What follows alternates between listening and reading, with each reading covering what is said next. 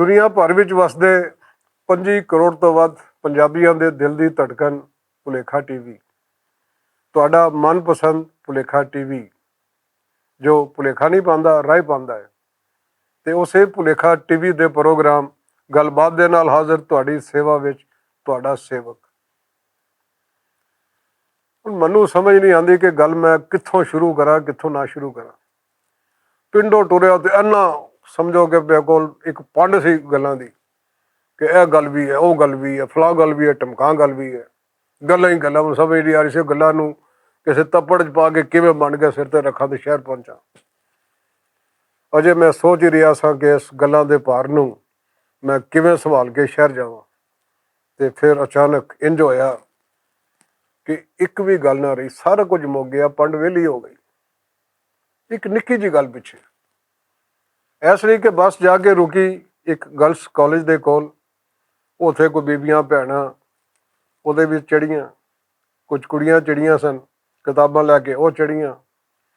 ਤੇ ਉਹ ਸਾਰੇ ਬੱਸ ਵਾਲੇ ਜਿਹੜੇ ਕਿ ਖਰਾਟੇ ਮਾਰ ਰਹੇ ਸਨ, ਸੁੱਤੇ ਪਏ ਸਨ, ਉਹ ਯਕਦਮ ਚੁਕੰਨੇ ਹੋ ਕੇ ਬਹਿ ਗਏ। ਕੋਈ ਮੋਬਾਈਲ ਨਾਲ ਖੇਡਣ ਲੱਗ ਪਿਆ, ਕੋਈ ਬਾਰੀ ਦੇ ਬਾਹਰ ਝਾਤੀ ਮਾਰ ਕੇ ਫਿਰ ਉਹਨਾਂ ਕੁੜੀਆਂ ਨੂੰ ਵੇਖਣ ਲੱਗ ਪਿਆ। ਤੇ ਕਈ ਸ਼ਰੀਫ ਸ਼ੁਰਫਾ, ਚੰਗੇ ਭਲੇ ਸ਼ਰੀਫ ਸ਼ੁਰਫਾ, ਸ਼ਕਲੋਂ ਲੱਗਦੇ ਸਨ ਕਿ ਕੋਈ 10 ਨੰਬਰੀ ਸ਼ਰੀਫ ਸ਼ੁਰਫਾ ਨੇ, ਕਿਸੇ ਨੇ ਬਾਂਹ ਹੀ ਕਰ ਲਈ ਕਿ ਕੋਈ ਕੁੜੀ, ਕੋਈ ਬੀਬੀ ਭੈਣ ਉੱਥੋਂ ਟੱਪੇ ਤੇ ਉਹਦੇ ਨਾਲ ਟੱਚ ਹੋ ਜਾਏ। ਕੋਈ ਉਹਨਾਂ ਕੋਲ ਪਾਣੀ ਪੀਣ ਦੇ ਬਹਾਨੇ ਉੱਠਿਆ ਤੇ ਖਹਿ ਕੇ ਲੰਘਿਆ। ਇਹ ਲੱਗਦਾ ਸੀ ਕਿ ਜਿਵੇਂ ਆਪਣੇ ਬਗਿਆੜਿਆਂ ਦੇ ਵਿੱਚ ਕੋਈ ਸ਼ਿਕਾਰ ਆ ਗਿਆ। ਯਾਰ ਅਸੀਂ ਕਿੱਥੇ ਪਹੁੰਚ ਗਏ ਹਾਂ। ਸਾਨੂੰ ਇੰਨਾ ਵੀ ਸ਼ੌਰ ਨਹੀਂ ਕਿ ਇਹ ਕੁੜੀਆਂ, ਇਹ ਔਰਤਾਂ, ਇਹ ਵੀ ਕਿਸੇ ਦੀ ਮਾਂ ਹੈ, ਕਿਸੇ ਦੀ ਭੈਣ ਹੈ, ਕਿਸੇ ਦੀ ਧੀ ਹੈ। ਇਹ ਵੀ ਰਿਸ਼ਤੇ ਨੇ, ਇਨਸਾਨੀ ਰਿਸ਼ਤੇ ਨੇ। ਤੇ ਯਾਰ ਅਸੀਂ ਇੰਨੇ ਕੁ ਕੀ ਕਹਿਣਾ ਚਾਹੀਦੇ ਕਿ ਬਗਾਰਤ ਟਾਈਪ ਨਹੀਂ ਹੋ ਗਿਆ ਕਿ ਅਸੀਂ ਜਿਵੇਂ ਔਰਤ ਦੇਖਨੇ ਆ, ਸਾਡੀਆਂ ਛਟੀ ਹਿੱਸਗੀ ਸਾਡੀਆਂ ਦੇ 16 ਹਿੱਸਾ ਜਾਗ ਉੱਠਦੀਆਂ ਨੇ। ਤੇ ਅਸੀਂ ਹਰ ਉਹ ਘਟੀਆ ਕੰਮ ਕਰਨ ਦੀ ਕੋਸ਼ਿਸ਼ ਕਰਨੇ ਆ ਜਿਹੜੇ ਸਾਡੇ ਵੱਸ ਵਿੱਚ ਹੁੰਦੀ ਹੈ।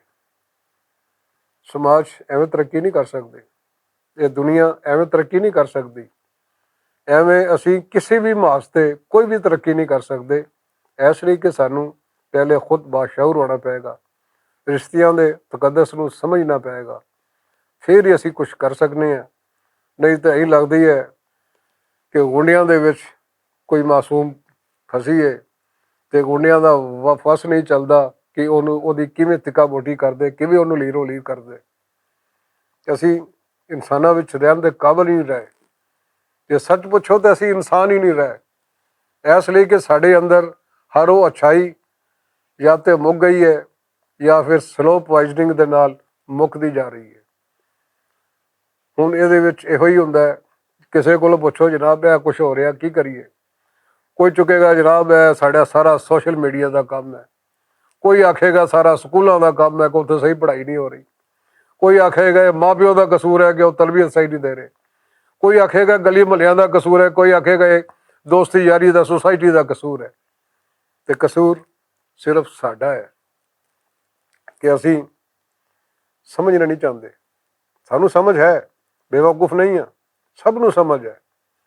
ਇਸ ਲਈ ਕਿ ਜਦੋਂ ਘਰ ਵੜਨੇ ਹੋ ਉੱਥੇ ਤੁਹਾਨੂੰ ਮਾਂ ਵੀ ਨਜ਼ਰ ਆਉਂਦੀ ਹੈ, ਉੱਥੇ ਤੁਹਾਨੂੰ ਆਪਣੇ ਬੱਚਿਆਂ ਦੀ ਮਾਂ ਵੀ ਨਜ਼ਰ ਆਉਂਦੀ ਹੈ, ਉੱਥੇ ਧੀ ਵੀ ਨਜ਼ਰ ਆਉਂਦੀ ਹੈ, ਉੱਥੇ ਭੈਣ ਵੀ ਨਜ਼ਰ ਆਉਂਦੀ ਹੈ।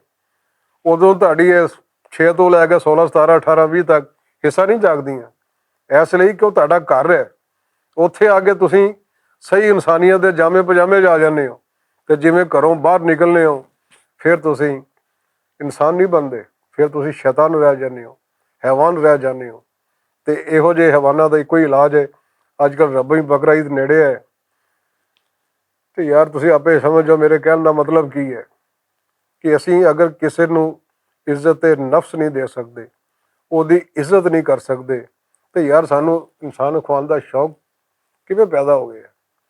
ਇਹ ਡਿਸਕ੍ਰਿਮੀਨੇਸ਼ਨ ਹੈ, ਇਹ ਉਹ ਬਗੈਰਤੀ ਹੈ ਇਨਸਾਨਾਂ ਦੀ ਜਿਹੜੀ ਕਿ ਸਾਡੇ ਸਮਾਜ ਵਿੱਚ ਰਾਈਜ ਹੋ ਗਈ ਹੈ ਕਿ ਅੱਜ ਔਰਤ ਘਰੋਂ ਨਿਕਲਦੀ ਹੈ ਜੌਬ 'ਤੇ ਜਾਣ ਲਈ, ਸਕੂਲ ਕਾਲਜ ਜਾਣ ਲਈ, ਤੇ ਵੇਖਣ ਵਾਲੇ ਉਹ ਯਕਦਮ ਇਹੀ ਲੱਗਦਾ ਕਿਸੇ ਨੇ ਬਟਨ ਦੱਬਿਆ ਤੇ ਉਹ ਇਨਸਾਨ ਤੋਂ ਸ਼ੈਤਾਨ ਬਣ ਗਏ ਨੇ, ਹੈਵਾਨ ਬਣ ਗਏ ਨੇ। ਬਲਕਿ ਕੋਈ ਪੁਰਾਣੀ ਕਹਾਣੀ ਵਾਂਗੂ ਜਿਹੜਾ ਬੰਦਾ ਦਿਨੇ ਚੰਗਾ ਭਲਾ ਬੰਦਾ ਹੁੰਦਾ ਤੇ ਰਾਤੀ ਉਹ ਯਕਦਮ ਹੈਵਾਨ ਬਣ ਜਾਂਦਾ ਹੈ, ਉਹਦੇ ਵਾਲ ਉਗ ਆਉਂਦੇ ਨੇ, ਅੱਖਾਂ ਡੇਢੀਆਂ ਹੋ ਜਾਂਦੇ, ਡੇਢੇ ਦੰਦ ਹੋ ਜਾਂਦੇ ਨੇ, ਤੇ ਉਹ ਭੇੜੀਆ ਬਣ ਜਾਂਦਾ ਹੈ।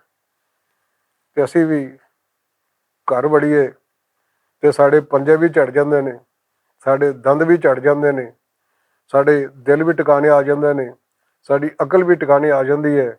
ਤੇ ਜਿਵੇਂ ਅਸੀਂ ਘਰੋਂ ਦਹਿਲੀਜ਼ ਟੱਪ ਕੇ ਬਾਹਰ ਜਾਂਦੇ ਹਾਂ ਤੇ ਫਿਰ ਅਸੀਂ ਇਨਸਾਨ ਨਹੀਂ ਰਹਿੰਦੇ, ਸ਼ੈਤਾਨ ਬਣ ਜਾਂਦੇ ਹਾਂ। ਸਾਡੇ ਪੰਜੇ ਵੀ ਨਿਕਲ ਆਉਂਦੇ ਨੇ, ਸਾਡੇ ਦੰਦ ਵੀ ਨਿਕਲ ਆਉਂਦੇ ਨੇ, ਤੇ ਸਾਡੀ ਵਹਿਸ਼ਤ ਵੀ ਸਾਡੀ ਅੱਖਾਂ ਵਿੱਚ ਆ ਜਾਂਦੀ ਹੈ। ਤੇ ਜਿਸ ਦਿਨ ਅਸੀਂ ਇਹ ਕਰਤੂਤ ਛੱਡ ਦਿੱਤੇ ਤੇ ਵਾਕਈ ਇਨਸਾਨ ਬਣ ਜਾਵਾਂਗੇ। ਕਦੀ ਯਾਰ ਇਹ ਗਲਤੀ ਕਰਕੇ ਤੇ ਵੇਖੋ, ਇਨਸਾਨ ਬਣ ਕੇ ਤੇ ਵੇਖੋ, ਬੜਾ ਸੁੱਖ ਸਕੂਨ ਹੈ। ਤੁਹਾਡਾ ਦਿਲ ਵੀ ਮੁਤਮਈਨ ਹੋਏਗਾ, ਤੁਸੀਂ ਵੀ ਖੁਸ਼ ਰਹੋਗੇ। ਇਸ ਸਮਾਜ 'ਤੇ ਵੀ ਤੁਹਾਡੀ ਗੰਦੀ ਜ਼ਿਹਨੀਅਤ ਦੇ ਕੋਈ ਨਕੂਸ਼ ਨਹੀਂ ਛੱਡੇ ਜਾਣਗੇ। ਸੋਚੋ, ਫੈਸਲਾ ਕਰੋ, ਤੁਸੀਂ ਰਾਏ ਪੈਣਾ ਹੈ ਜਾਂ ਕੁਰਾਏ ਪੈਣਾ ਹੈ। ਤੇ ਗੱਲ ਹੈ ਨਿੱਕੀ ਜਿਹੀ ਕਿ ਯਾਰ ਫਰੂਕਾ ਕੀ ਬਣੇਗਾ ਇਸ ਦੁਨੀਆ ਦਾ। ਮੈਨੂੰ ਤੇ ਕੋਈ ਸਮਝ ਨਹੀਂ, ਤੁਹਾਨੂੰ ਹੈ ਜੇ ਸਮਝੋ ਤੇ ਸਮਝਾਓ, ਕਹਾਣੀ ਬਣੇ ਲਾਓ। ਗੱਲ ਨਿੱਕੀ ਜਿਹੀ, ਯਾਰ ਫਰੂਕਾ ਕੀ ਬਣੇਗਾ ਇਸ ਦੁਨੀਆ ਦਾ।